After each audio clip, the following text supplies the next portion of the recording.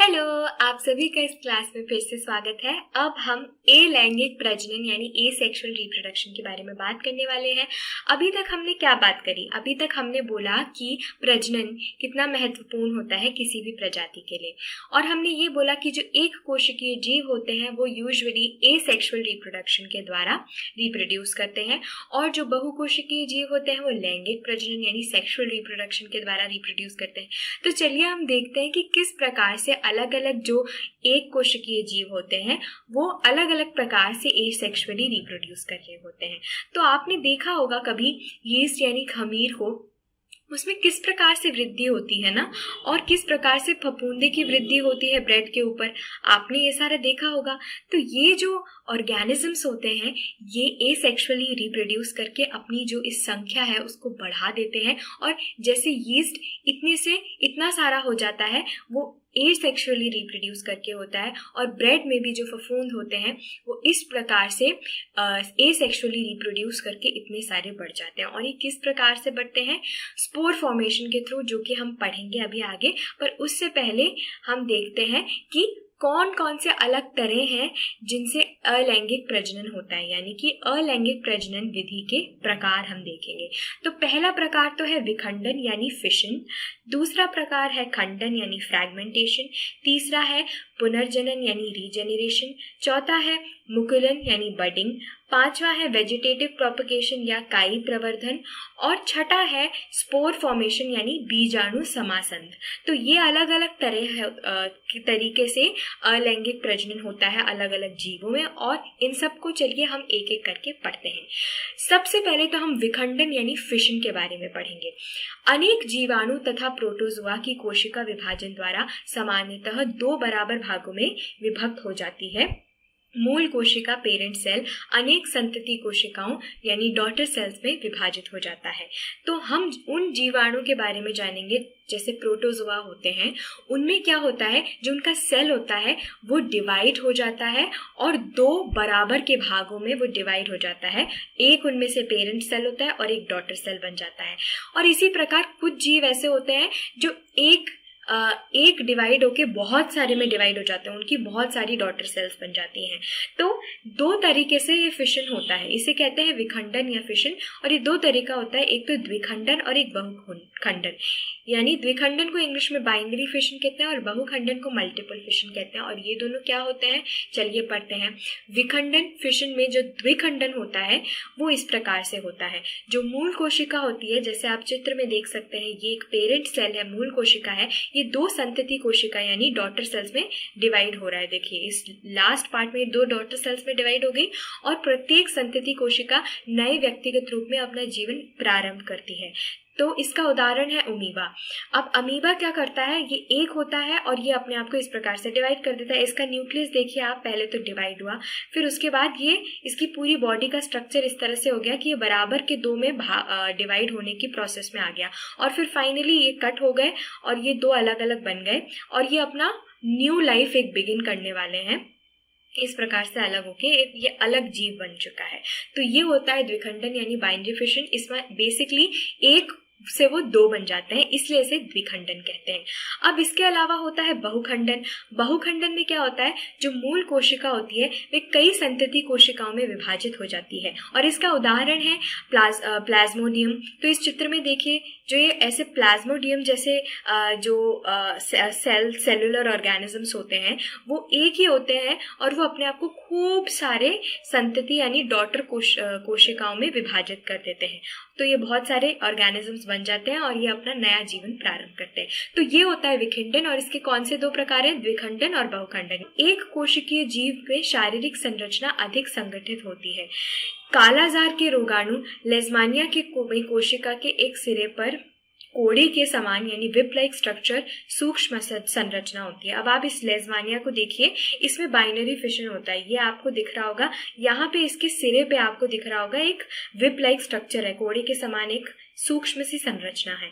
अब ऐसे जीवों में विखंडन एक निश्चित अभिविन्यास यानी डेफिनेट ओरिएंटेशन में होता है, यानी एक डेफिनेट तरीके से, एक निश्चित तरीके से इनमें ये आधे आधे में बट जाते हैं और इनमें ये द्विखंडन हो जाता है। तो आप ये लेज़मेनिया को देखिए, ये इस प्रकार से इसका पहले न्यूक्लियस डिवाइड हुआ, उसके बाद ये दोनों ऐसे आधे बराबर में हो रहे हैं और इसका विप लाइक स्ट्रक्चर भी 2 बन गए और फिर ये इस प्रकार से ये हो गया है। अब ये पूरा का पूरा ऐसे डिवाइड हो जाएगा और ये 2 अलग लेज़मेनिया बन जाएंगे।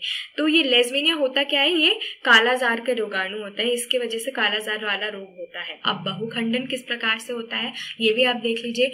अब इसका एग्जाम्पल है मलेरिया में जो परजीवी प्लाज्मोडियम होते हैं, उनके तरह बहुत से ऐसे एक कोशिकीय जीव होते हैं, वो एक साथ अनेक संतति कोशिकाओं में विभाजित हो जाते हैं और इसे बहुखंडन कहते हैं। जैसे आप देखिए, जो प्लाज्मोडियम होता है वो पैरासाइट होता है, वो मलेरिया फैलाता है और उसमें क्या होता है, एक पूरा जो सेल है ये अलग अलग अपने डॉटर सेल्स में डिवाइड हो रहा है और ये डॉटर सेल्स फिर रिलीज हो जाएंगी और ये अपना अपना जीवन जीना शुरू कर देंगी। तो ये होता है मल्टीपल फिशन।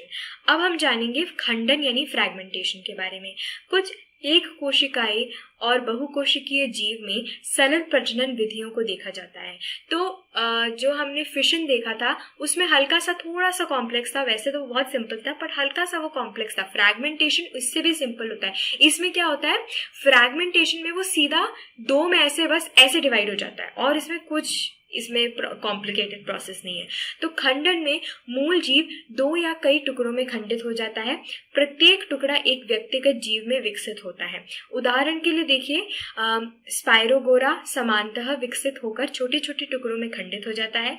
यह टुकड़े अथवा खंड वृद्धि कर नए जीव यानी व्यष्टि में विकसित हो जाते हैं। तो इसमें भी आप देख सकते हैं, ये एक ऑर्गेनिज्म है, ये बस अपने आप को ऐसे डिवाइड कर देता है 2 में या फिर अलग अलग टुकड़ों में, बस इसके टुकड़े हो जाते हैं और वो टुकड़े अपना फिर नया जीवन शुरू कर देते हैं। तो इसका सबसे सिंपल एग्जाम्पल है स्पाइरोगोरा।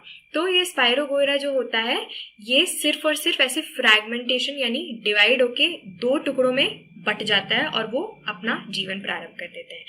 अब हम अधिक जटिल जनन कॉम्प्लेक्स रिप्रोडक्शन विधि की आवश्यकता के बारे में जानेंगे कि क्यों इस प्रकार की कॉम्प्लेक्स रिप्रोडक्शन की आवश्यकता होती है।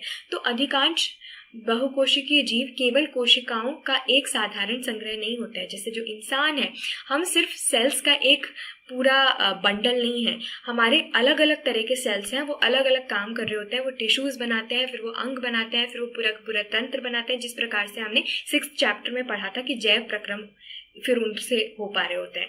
तो ये हमारा जो स्ट्रक्चर है, हमारी तरह बहुत सारे जीव होते हैं, उनका कॉम्प्लेक्स स्ट्रक्चर होता है। तो उनमें इस प्रकार से सिर्फ ऐसा नहीं है कि 2 टुकड़े कर दिए शरीर के और फिर नया नया जीवन शुरू कर दिया। हम अपने शरीर के 2 टुकड़े करके रिप्रोड्यूस नहीं कर सकते हैं, हमारा एक कॉम्प्लेक्स रिप्रोडक्शन सिस्टम की आवश्यकता होती है। तो विशेष कार्य हेतु विशिष्ट कोशिकाएं संगठित होकर उत्तक टिश्यूज का निर्माण करती हैं तथा उत्तक संगठित होकर अंग बनाते हैं और शरीर में इनकी स्थिति भी निश्चित होती है, जिस प्रकार से मैंने अभी बोला। तो अतः बहुकोशिकीय जीव को जनन के लिए अपेक्षाकृत अधिक जटिल विधि की आवश्यकता होती है। तो हमारे लिए कॉम्प्लेक्स रिप्रोडक्शन प्रोसेस की आवश्यकता होती है क्योंकि हमारा बॉडी भी कॉम्प्लेक्स होता है। अब हम जानेंगे रीजेनरेशन यानी पुनर्जनन के बारे में। तो ये पुनर्जनन क्या होता है? तो अपने कायिक भाग यानी बॉडी पार्ट से नए जीव को निर्माण की क्षमता को पुनर्जनन कहते हैं। तो इसमें क्या होता है, यदि किसी कारणवश जीव क्षत विक्षत हो जाता है अथवा कुछ टुकड़ों में टूट जाता है तो इसके अनेक टुकड़े वृद्धि कर नए जीव में विकसित होते हैं। अब उदाहरण के लिए देखिए, ये हाइड्रा है, ये आपको दिख रहा होगा। ये हाइड्रा को क्या होता है, हाइड्रा या प्लेनेरिया इस तरह के जो सरल प्राणी होते हैं, यदि किसी कारणवश इनके टुकड़े हो जाए, यानी किसी ने सपोज हाइड्रा मस्ती से अपने जीवन को जी रहा है, कोई आके इसको जबरदस्ती काट के चला जाए, तो क्या होगा, ये मरेगा नहीं। इसका क्या होगा, ये जो हर एक पार्ट आपने काटा होगा ना, वो पार्ट एक नया जीवन शुरू कर देगा और वो एक पूरा का पूरा नया हाइड्रा बन जाएगा। तो देखिए, ये इस प्रकार से 3 इसके भाग हो गए हैं और ये पहला भाग ये अपने बाकी के बॉडी को निकाल देगा, यहाँ पे और बॉडी आ जाएगी और ये पूरी बॉडी आ जाएगी और ये 3 हाइड्रा बन जाएंगे और तीनों के तीनों अलग अपनी जिंदगी जी रहे होंगे। ये नए न्यू ऑर्गेनिजम्स बन चुके होंगे। इसे कहते हैं पुनर्जनन या रीजेनरेशन।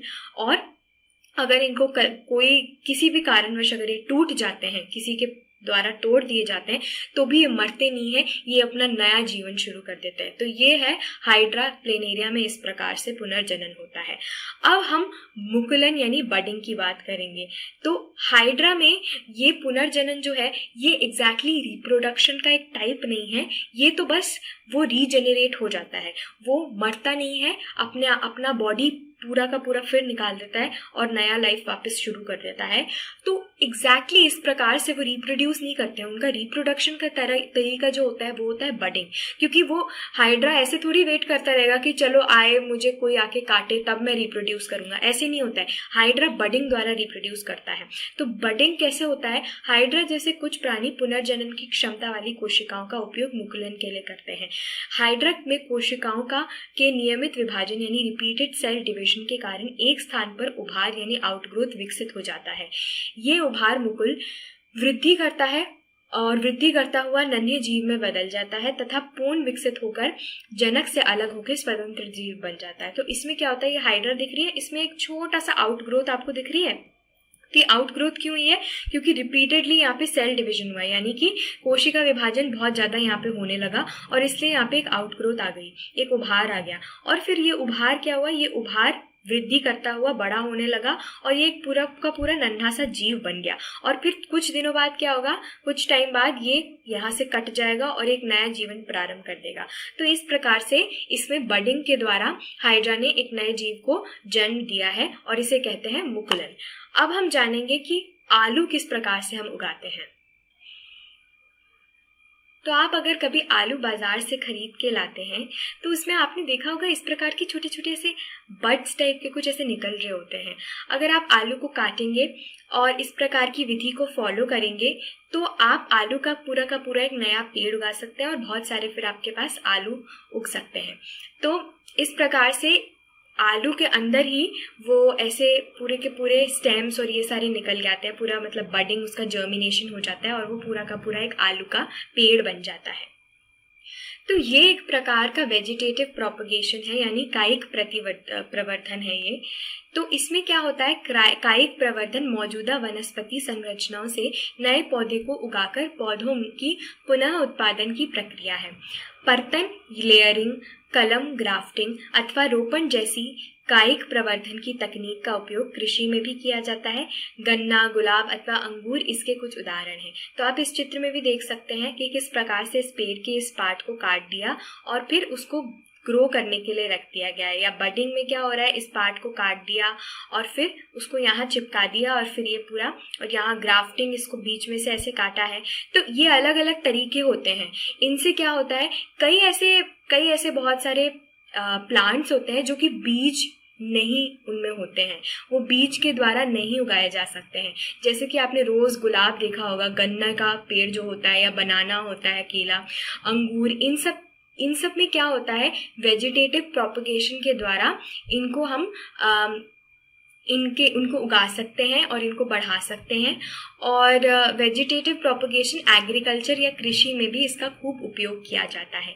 तो इसमें क्या होता है कि जो मौजूदा संरचनाएं होती हैं, जो मौजूदा उसके अंदर बॉडी पार्ट्स होते हैं एक पेड़ के अंदर, उसी बॉडी पार्ट को काट के यूज कर लेते हैं और उसी को मिट्टी में उगा के या कहीं पे भी उगा के उससे एक नया पेड़ बन जाता है।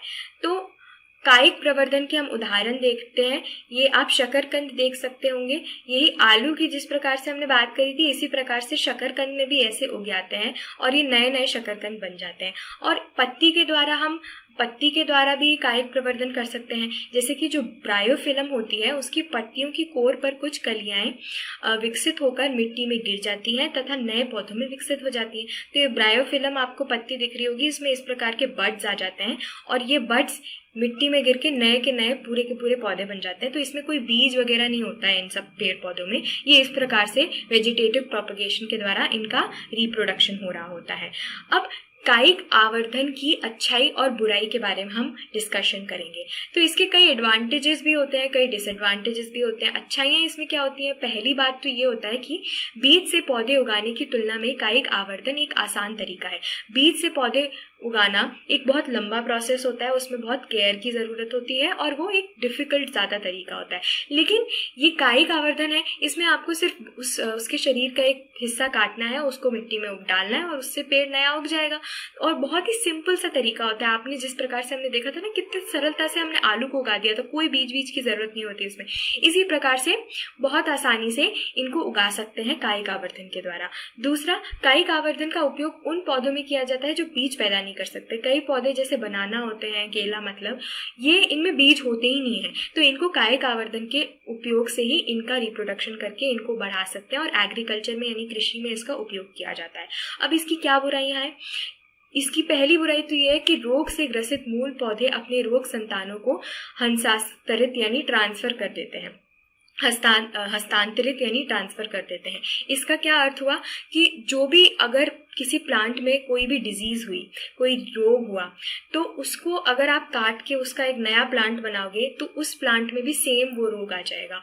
और इसके अलावा वो जो नया प्लांट है वो दूसरे रोगों से उसमें जो लड़ने की क्षमता है वो भी कम होगी।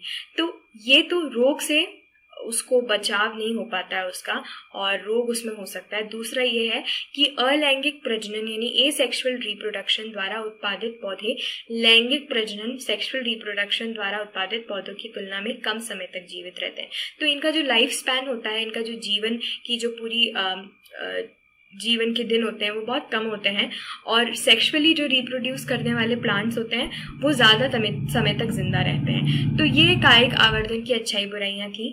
अब हम जानेंगे टिश्यू कल्चर के बारे में यानी उत्तक संवर्धन के बारे में। उत्तक संवर्धन तकनीक में पौधों के उत्तक यानी टिश्यू अथवा उसकी कोशिकाओं सेल्स को पौधों के बढ़ते सिरे से हटाकर नए पौधे उगाए जाते हैं। यानी कि जैसे आपको डायग्राम में दिख रहा है, रूट क्लिपिंग्स को कलेक्ट कर दिया, किसी भी उसमें टिश्यू को या सेल को ले लिया और फिर उसमें क्या करा, उससे नए पौधे उगाए जाएंगे। इन कोशिकाओं को कृत्रिम पोषक माध्यम में रखा जाता है, यानी एक आर्टिफिशियली क्रिएटेड माध्यम में इसको रख दिया जाता है, जिससे कोशिका विभाजन होकर अनेक कोशिकाओं का छोटा समूह बनाती है, जिसे कैलस कहते हैं। अब ये जो आपने यहाँ से काट के इस एक आर्टिफिशियल मीडियम में रख दिया था, इसमें ये सेल डिवीजन होने लग जाएगा, ये सेल बहुत अच्छे से डिवाइड करने लग जाएंगे और फिर ये क्या करेंगे, एक कैलस नाम का समूह बना देंगे, कैलस बना देंगे। फिर कैलस को वृद्धि एवं विशेष प्रकार के हार्मोन युक्त एक अन्य माध्यम में स्थानांतरित करते हैं। फिर कैलस को कहाँ रख देंगे, एक ऐसी जगह पे रख देंगे जहाँ पे एक स्पेशल टाइप का हार्मोन वहाँ पे उसमें डाल दिया जाएगा और उसमें फिर वहाँ पे ग्रोथ होने लग जाएगी उस हार्मोन के कारण। फिर पौधों को मिट्टी में रोप देंगे, जिससे वे वृद्धि कर विकसित पौधे बन जाएंगे। तो इसको फिर हम मिट्टी में जिस प्रकार से नॉर्मली उगाते हैं उसी प्रकार से उसको डाल देंगे कैलस को, और फिर ये पूरा बढ़ के एक नया का नया पौधा बनना शुरू हो जाएगा और नॉर्मल जैसे पौधे ग्रो करते हैं वैसे ये ग्रो करेगा। तो आजकल इस प्रकार से टिश्यू कल्चर के द्वारा भी रिप्रोडक्शन कराया जाता है पेड़ पौधों का, और इस प्रकार से बहुत आसानी से जैसे अगर टेम्परेचर क्लाइमेट की ऐसी कंडीशंस नहीं है कि आप बाहर उगा सकते हो पेड़ों को, तो इस टिश्यू कल्चर से कई पेड़ पौधे उगाए जा सकते हैं। अब हम जानेंगे स्पोर फॉर्मेशन क्या होता है, यानी बीजाणु समासंध क्या होता है। तो शुरुआत में हमने जो पिक्चर देखी थी उसमें देखा था ना कि किस प्रकार से ब्रेड पे इतने सारे स्पोर्स के द्वारा जीवाणु पैदा हो गए हैं। तो कौन से जीवाणु थे, तो ये क्या होता है कि ब्रेड पर धागे के समान कुछ संरचनाएं विकसित हो जाती हैं, इन्हें राइजोपस कहते हैं, और ये राइजोपस का कवक जाल हाइफे होते हैं। तो ये धब्बे बीजाणु धनी यानी स्पोरांगिया हैं, जिनमें विशेष कोशिकाएं अथवा बीजाणु स्पोर पाए जाते हैं। ये बीजाणु वृद्धि करके राइजोपस के नए जीव उत्पन्न करते हैं। तो ये स्पोर्स होते हैं, और ये स्पोर्स क्या करते हैं, ये उन्हें प्रोटेक्ट कर रहे होते हैं। जब भी कोई मॉइस्चर यानी गीलापन वाली स्थिति होती है तो फिर वो स्पोर उसको बढ़ने में मदद करते हैं। वो जब तक मॉइस्चर नहीं होता तब तक वो उसको प्रोटेक्ट कर रहे होते हैं, और फिर उसके बाद वो रिप्रोड्यूस करना शुरू कर देते हैं एसेक्सुअली ही, और बहुत सारे फिर पूरे ब्रेड पे वो ऐसे फैल जाते हैं। तो ये स्पोर फॉर्मेशन के द्वारा इनका रिप्रोडक्शन हो रहा होता है। अब हम आपसे कुछ प्रश्न पूछ रहे हैं, उम्मीद है आप जल्द से जल्द इनके आंसर्स बताएंगे। पहला प्रश्न तो ये है, द्विखंडन और बहुखंडन किस प्रकार से अलग अलग होते हैं? तो हमने इसके बारे में जाना था, आप पहले इसका उत्तर दीजिए। तो जो द्विखंडन होता है उसे बाइनरी फिशन कहते हैं, और उसमें क्या होता है, जो पेरेंट सेल होता है वो 2 डॉटर सेल्स में विभाजित हो जाता है। और बहुखंडन क्या होता है, बहुखंडन में एक पेरेंट सेल अपने आप को बहुत सारे डॉटर सेल्स में विभाजित कर लेता है, जैसे कि मलेरिया फैलाने वाला जो पैरासाइट होता है। और द्विखंडन किस प्रकार से होता है, जैसे अमीबा में होता है। तो ये होता है द्विखंडन और बहुखंडन में डिफरेंस। अब दूसरा प्रश्न है कि बीजाणु द्वारा जनन से जीव किस प्रकार लाभान्वित होता है? चलिए आप इसका उत्तर बताइए। तो इसका उत्तर ये है कि जो स्पोर फॉर्मेशन होती है उससे जो भी ऑर्गेनिज्म है वो सुरक्षित रहता है, क्योंकि स्पोर उसे कवर कर देती है। और जब तक एनवायरनमेंट में कंडीशंस बेटर ना हो जाए, जैसे कि मॉइस्चर ना आ जाए, गीलापन ना आ जाए, तो मॉइस्चर और गीलापन में जो ये ऑर्गेनिज्म होता है ये बहुत अच्छे से ग्रो कर सकता है और ये सेक्सुअली रिप्रोड्यूस कर सकता है। इसलिए तब तक जब तक ऐसा एनवायरनमेंट नहीं होता है तब तक स्पोर फॉर्मेशन से वो प्रोटेक्टेड रहता है, सुरक्षित रहता है। और इस प्रकार से बीजाणु द्वारा जनन से उस जीव को उसको लाभ प्राप्त होता है। तो ये है हमारे दूसरे प्रश्न का उत्तर। अब हम तीसरा प्रश्न आपसे यह पूछ रहे हैं कि क्या आप कुछ कारण सोच सकते हैं जिससे पता चलता हो कि जटिल संरचना वाले जीव पुनर्जनन द्वारा नई संतति उत्पन्न नहीं कर सकते? तो हमने रीजनरेशन के बारे में जाना था और पुनर्जनन के बारे में हमने जाना था, और उसमें जाना था कि किस प्रकार से एक जीव को अगर ऐसे अलग अलग हिस्सों में काट दिया जाए, जैसे हाइड्रा को, तो वो नए नए उसके हाइड्रा बन जाते हैं और वो अपना पूरा जिंदगी फिर नई शुरू कर देता है, वो मरता नहीं है। लेकिन ऐसे बहुत सारे बहुकोशिकीय जीव होते हैं और हाईली डिफरेंशिएटेड ऑर्गेनिजम्स होते हैं, जैसे कि इंसान। हमारा शरीर बहुत कॉम्प्लेक्स है। हमारा शरीर ऐसा नहीं है कि आधे हिस्से में काट दिया जाए तो दोनों हिस्से नए नए इंसान बन जाएंगे, क्योंकि हमारे हर कोशिका का अलग अलग काम होता है। और वो जो कोशिकाएं होती हैं वो मिलके उत्तक बनाती हैं, वो उत्तक मिलके अंग बनाते हैं, अंग मिलके तंत्र बनाते हैं, और ये तंत्रों का हर का अलग अलग काम होता है। हमारी रिप्रोडक्शन के लिए हमारा एक अलग तंत्र होता है। तो इस वजह से हमारा रिप्रोडक्शन ऐसे पुनर्जनन द्वारा नहीं हो सकता है। हमारी जो बॉडी है बहुत सेंसिटिव है और उसको आधा आधा काट के रिप्रोड्यूस नहीं किया जा सकता है। तो ये है प्रश्न 3 का उत्तर। अब प्रश्न 4 हम आपसे ये पूछ रहे हैं कि कुछ पौधों को उगाने के लिए कायिक प्रवर्धन का उपयोग क्यों किया जाता है? तो आप इसका उत्तर बताइए पहले। तो जो वेजिटेटिव प्रोपगेशन होता है यानी कायिक प्रवर्धन होता है, उसका उपयोग इसलिए किया जाता है क्योंकि उसमें कुछ अच्छाइयाँ होती है। पहली तो ये कि वह बहुत आसानी से वेजिटेटिव प्रोपगेशन करके हम किसी भी प्लांट को उगा सकते हैं। और दूसरी चीज़ ये है कि जो कई ऐसे प्लांट्स होते हैं उनमें बीज नहीं होते हैं और वो सेक्सुअली रिप्रोड्यूस नहीं कर सकते, उनमें लैंगिक प्रजनन नहीं हो सकता है, वो एसेक्सुअली ही रिप्रोड्यूस करते हैं। तो जैसे कि केला है और ऐसे कई प्लांट्स हैं, उनको हम कायिक प्रवर्धन के द्वारा ही, उपयोग के द्वारा ही उसको उगा सकते हैं, और ये कृषि में, एग्रीकल्चर में बहुत हेल्पफुल होता है। तो ये है हमारे चौथे प्रश्न का उत्तर। अब हम आपसे 5वां प्रश्न पूछ रहे हैं कि डीएनए की प्रतिकृति बनाना जनन के लिए आवश्यक क्यों है? चलिए आप उसका उत्तर दीजिए। तो देखिए, डीएनए की कॉपी अगर होगा नहीं, अगर डीएनए नहीं कॉपी होगा तो जो भी जेनेटिक इन्फॉर्मेशन है, जो इन्फॉर्मेशन उस प्रजाति के सर्वाइवल के लिए नेसेसरी है, यानी उसके जीवित रहने के लिए नेसेसरी है, वो आगे पास डाउन नहीं होगी। तो डीएनए कॉपी करने से ही वो सारी इन्फॉर्मेशन आगे पास डाउन होती है, जो कि उस जीव के लिए आवश्यक है जीवन व्यतीत करने के लिए। तो इसलिए डीएनए कॉपिंग बहुत आवश्यक होती है किसी भी रिप्रोडक्टिव प्रोसेस में। तो ये था हमारा ये सेकंड पार्ट इस चैप्टर का। इसमें हमने अलैंगिक प्रजनन के बारे में काफ़ी कुछ जाना। अब हम जानेंगे लैंगिक प्रजनन यानी सेक्सुअल रिप्रोडक्शन के बारे में, और वो हम अगले वीडियो में पढ़ेंगे। तब तक के लिए आपका दिन बहुत सुखद हो और आपसे जल्द ही मुलाकात होगी। बाय।